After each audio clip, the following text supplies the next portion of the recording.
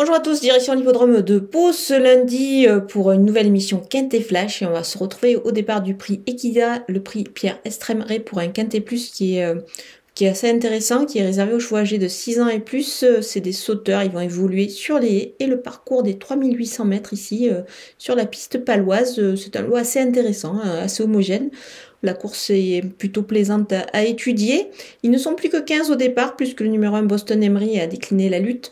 Voilà, donc on va voir tout ça avec mon analyse pour essayer de dénicher les meilleures chances de la course.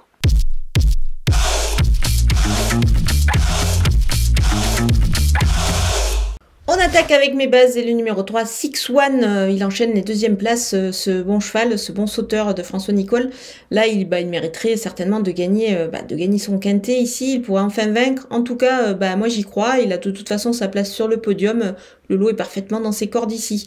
Le numéro 4, Chichi de la Vega, il a prouvé qu'il était compétitif dans cette catégorie-là. Moi, je pense qu'il devrait encore s'illustrer, même s'il effectue ses débuts à Pau. Je pense qu'il ne devrait pas être gêné. Loin de là. Le numéro 7, Danse avec Jersey, il a réussi son retour sur les baies. C'était justement sur ce parcours-là. Donc, on peut dire qu'il s'accommode bien à ce tracé de Pau. Il est toujours compétitif dans cette catégorie, donc on va le surveiller de très près ici. Du côté des opposants, avec le numéro 6, Capodimonte, il a obtenu une juste récompense, à mon avis, en s'imposant récemment. Il a été évidemment pénalisé au poids de 2,5 kg, mais je pense qu'il demeure encore compétitif. Il a quand même un petit peu de marge, donc à mon avis, il sera dans le coup ici. Numéro 15, Apollo Creed, irréprochable ces derniers temps. C'est vraiment un cheval qui fait toutes ses courses, difficiles de l'écarter.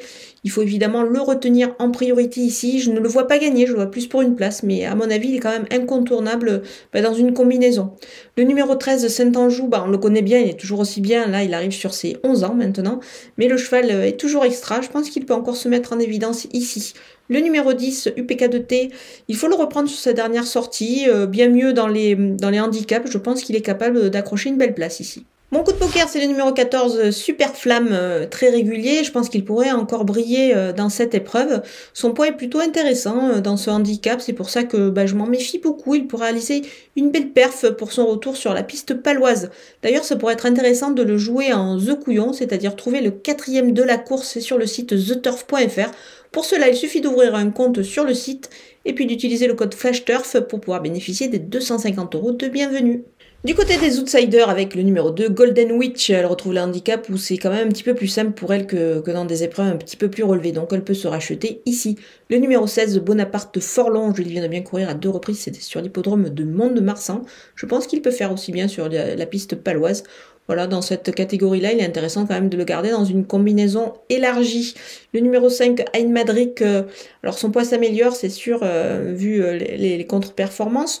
Donc moi, je vous conseille quand même de surveiller de près cet élément qui a quand même pas mal de qualité. Donc on va quand même la retenir dans une combinaison élargie.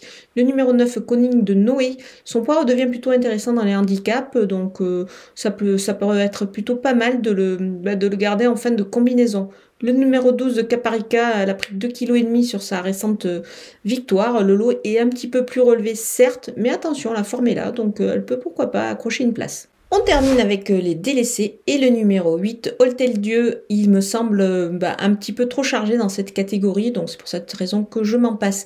Le numéro 11, Amersley, j'ai peur qu'il manque encore d'un parcours après une rentrée, c'est après une très longue absence, donc je pense qu'on va attendre un coup et le voir courir ici. Voilà, on a passé en revue tous les partants de ce premier quintet palois de l'année 2023. Je vous laisse avec ma sélection et mes conseils de jeu.